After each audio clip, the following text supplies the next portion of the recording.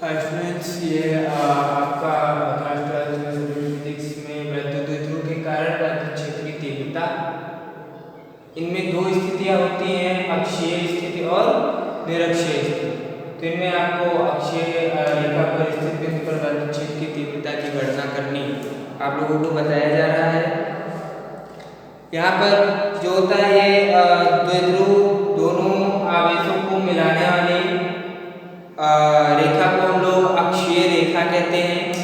और इसी अक्षीय रेखा पर स्थित कोई बिंदु है जिस पर हम लोगों को वैद्युत क्षेत्र की तीव्रता की गणना करनी है। जैसे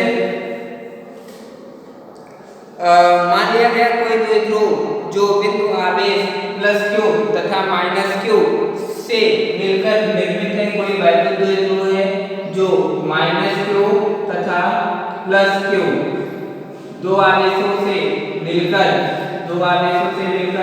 ये वैद्युत द्विध्रुव बना है। अब चूंकि हम जानते हैं अक्ष दो होते हैं, एक x अक्ष और y अक्ष। एक मान लिया गया ये x अक्ष है और इसी x अक्ष की ही दिशा पर इसको यदि आगे बढ़ा दिया जाए तो कोई कुछ थोड़ी दूरी पर एक बिंदु P है जिस पर हमको वैद्युत क्षेत्र की तीव्रता की गणना करनी है। अब यहाँ पे हम कुछ चीजें मान लेते हैं कि वैद्युत द्विध्रुव के बीचों बीच में एक बिंदु O है और इन आवेशों के बीच की दूरी 2d है। अब इन आवेशों के मध्य के बीच की दूरी जो 2d है, इसको दो भागों में बांट लेते हैं, इसको d और इसको d अलग-अलग भागों में विभाजित कर देते हैं। क्यों? क्योंकि ये जो बिंदु है वो ये दोनों आवेशों के बीचों बीच में। अब इसके बाद यहाँ पे पहले दूरियां निर्धारित कर लेते हैं। मान लिया गया यहाँ जो बिंदु O है, बिंदु O से बिंदु P के बीच की दूरी स्मॉल r है। अब हमको जो गणनाएं करनी है वो माइनस q के कारण P पर वैद्युत क्षेत्र की तीव्रता और प्लस q के कारण P पर वैद्युत क्षेत्र की तीव्रता की गणनाएं करनी है। इसके बाद तो इसकी गणना करने के लिए हमको माइनस q से P के बीच की दूरी और प्लस q से P के बीच की दूरियां ज्ञात होनी चाहिए। चलिए देखते हैं इसको हम लोग यहाँ पे निकालते हैं। माइनस q से P के बीच की जो दूरी होगी वो क्या होगी, यहाँ से टोटल यहाँ तक की दूरी r और यहाँ से यहाँ तक की दूरी ये क्या है, d है। तो टोटल दोनों को अगर ऐड कर लिया जाए तो दोनों के बीच की दूरी क्या हो जाएगा, r प्लस d। इसके बाद प्लस q से P के बीच की जो दूरी होगी वो क्या होती है, यहाँ से यहाँ तक की दूरी टोटल r है और यहाँ से यहाँ तक की दूरी टोटल d है। तो ये टोटल r में से इस d को माइनस कर देंगे तो प्लस q से P के बीच की दूरी हमको ज्ञात हो जाएगी। यानी टोटल क्या होगा, r माइनस d। ये हो जाएगा प्लस q से P के बीच की दूरी। मान लीजिए माइनस q a बिंदु पर रखा है और प्लस q b बिंदु पर स्थित है या फिर रखा हुआ है। अब हमको करना क्या है, दोनों आवेशों के कारण बिंदु P पर वैद्युत क्षेत्र की तीव्रता की गणना करनी है। सबसे पहले हम इनके दिशाओं के बारे में बात कर लेते हैं कि माइनस q आवेश जो होता है इस पर वैद्युत क्षेत्र की इनकी जो वैद्युत क्षेत्र की तीव्रता होती है वो इन्हीं की दिशा में होती है। यानी माइनस q से हमको P पर वैद्युत क्षेत्र की तीव्रता E1 की गणना करनी होगी तो इसकी दिशा ये होगी, ये आपका E1 है। और प्लस q के कारण P पर वैद्युत क्षेत्र की तीव्रता जो होगी उनकी दिशा प्लस q आवेश से बाहर की ओर होती है। ये आपका E2 है। अब हमको E1 और E2 की वैल्यू निकालनी है तो लिखेंगे बिंदु A पर स्थित माइनस q या फिर माइनस q आवेश के कारण बिंदु P पर विद्युत क्षेत्र की तीव्रता वैसे नॉर्मल वैद्युत क्षेत्र की तीव्रता का जो फार्मूला होता है वो होता है, आपको बता दिया गया है, E = 1/4 pi epsilon naught q upon r²। अब यहाँ पर हम लोग E1 निकालेंगे। E1 क्या होगा, E1 यानी माइनस q के कारण P पर वैद्युत क्षेत्र की तीव्रता E = 1/4 pi epsilon naught। यहाँ पर आवेश क्या है, q क्यू आवेश है तो ये हो जाएगा क्यू अपान और इनके बीच की दूरी टोटल r प्लस डी का होल स्क्वायर। इसको इक्वेशन नंबर 1 मान के छोड़ दीजिए। नेक्स्ट अगला आपका बिंदु प्लस बिंदु P के कारण P पर वैद्युत क्षेत्र की तीव्रता जो होगी यानी प्लस क्यू आवेश के कारण विद्युत क्षेत्र की तीव्रता के कारण बिंदु P पर वैद्युत क्षेत्र की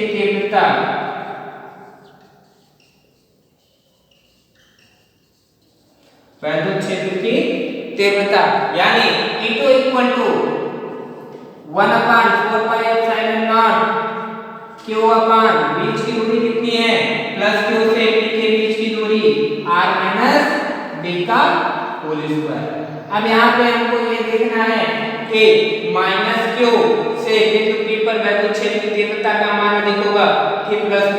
क्योंकि ये माइनस Q जो है ये बिंदु P से अधिकतम दूरी पर होगा या है तो इस क्या नाम है बिंदु A के कारण P पर वैद्युत क्षेत्र की तीव्रता कम और ये बिंदु P से अधिक नजदीक है जिसके कारण P पर वैद्युत क्षेत्र की तीव्रता का मान अधिकतम होगा।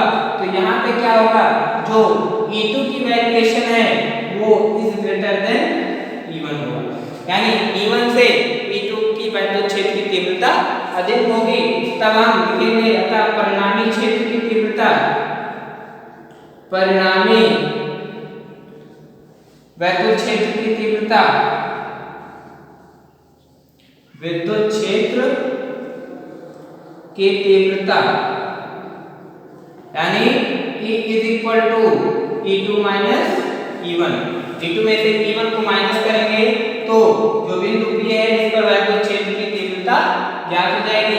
माइनस क्यों किया गया क्योंकि E1 और E2 की जो दिशाएं हैं वो एक दूसरे के विपरीत है इसलिए E2 माइनस E1 बड़े में से छोटे को माइनस करेंगे तो E is equal to E1 की वैल्यूएशन कितनी है 1/4πε0 Q upon r plus d का whole square minus 1/4πε0 into E1 की वैल्यू कितनी है सॉरी E2 की वैल्यू माइनस है और E1 की value Q upon r plus d का होल स्क्वायर।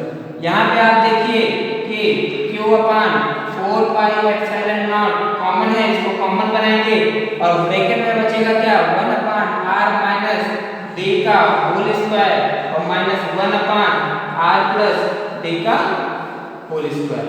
अब इनमें क्या करेंगे हम लोग इनका क्रॉस मल्टीप्लिकेशन करेंगे तो क्रॉस मल्टीप्लिकेशन में E is equal to Q upon 4πε0 into इसका क्रॉस होगा तो r प्लस d का whole square minus r minus d का होल स्क्वायर। अब सॉरी अपान ये क्या हो जाएगा r माइनस d का whole square into r plus d का होल स्क्वायर। अब हम आगे देखेंगे कि आगे क्या होता है। अब इनमें हम इनका ब्रैकेट खोल के फार्मूला खोलेंगे तो क्या होगा E is equal to Q upon 4πε0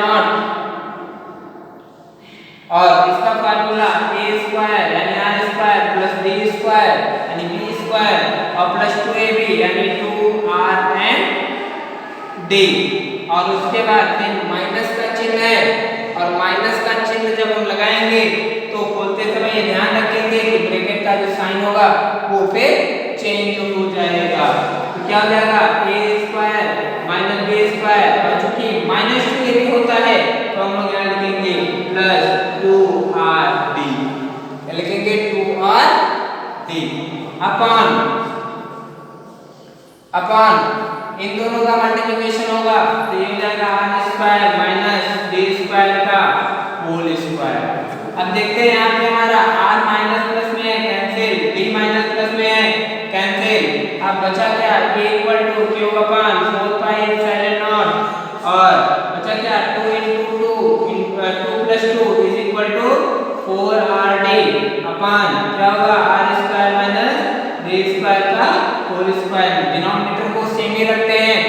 अब इसके बाद यहाँ पे थोड़ा इधर कम दिख रहा है, हम इधर भी जाके डिफाइन कर रहे हैं।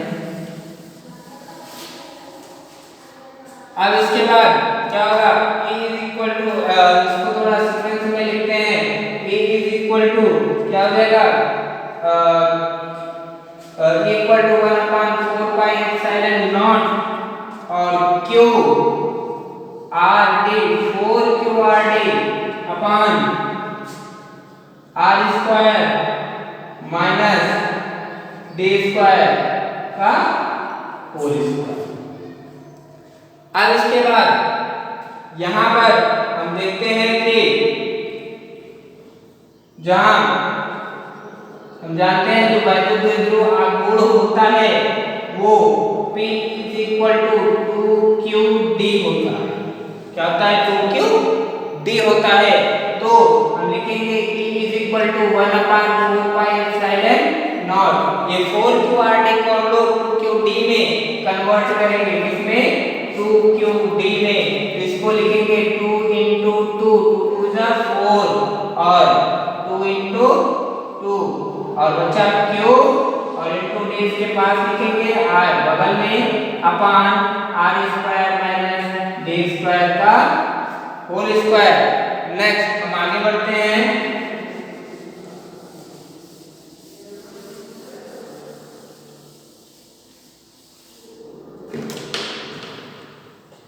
E is equal to क्या होगा, 1/4 पाई एप्सिलॉन नॉट, ये जो 2QD है आपका, ये इतना पोर्शन, इसको हम किस में रिप्लेस करेंगे, 2QD is equal to P, यानी दो ध्रुव आघूर्ण, यानी क्या होगा 2 into P into R upon R square minus D square. जहां हम लोग ये जो आपका जो D की वैल्यूएशन है इसको यहाँ से हम लोग छोड़ेंगे। क्यों छोड़ेंगे, क्योंकि ये जो D है ये बहुत ही अल्प दूरी है, बहुत ही छोटी दूरी है, यानी इसको हम लिख सकते हैं कि D square is less than two R square, यानी ये R स्क्वायर से, यानी R जो है इनके बीच की दूरी से बहुत कम है, उपेक्षणीय है, इसलिए इसको क्या करने पर, छोड़ने पर, इसको छोड़ देने पर तब क्या बनेगा formula, E equal to 1/4 pi epsilon naught 2PR upon क्या होगा R स्क्वायर और ये D स्क्वायर खत्म होगा पावर 2। अब E इज इक्वल टू क्या आएगा, 1/4 pi epsilon naught 2PR upon R to the power 4। यहाँ से एक R और नीचे से एक R कैंसिल होगा, अब बचेगा क्या, equal to 1/4 pi epsilon naught 2P upon R cube, यही है equal to 1/4 pi epsilon naught 2P upon R square. ये आपका क्या है, अक्षीय रेखा पर स्थित बिंदु पर वैद्युत क्षेत्र की तीव्रता है। इसकी जो दिशा होती है यहाँ पे हम इसको इस प्रकार व्यक्त कर सकते हैं, या E is proportional to 1/R square, यानी अक्षीय स्थिति में वैद्युत क्षेत्र की तीव्रता जो होगी वो क्या होगी, उनके बीच की दूरी के वर्ग के व्युत्क्रमानुपाती होती है। यानी इसका मतलब है यदि उनके बीच की दूरियां हम बढ़ाएंगे तो वैद्युत क्षेत्र की तीव्रता क्या होगी, घटेगी। यदि उनके बीच की दूरियां हम लोग क्या नाम है घटाएंगे तो वैद्युत क्षेत्र की तीव्रताएं क्या होंगी, अधिक होंगी। अब इसके बाद जो E की दिशा है वो अक्ष के अनुदिश होगी। क्यों, क्योंकि E व P समान दिशा में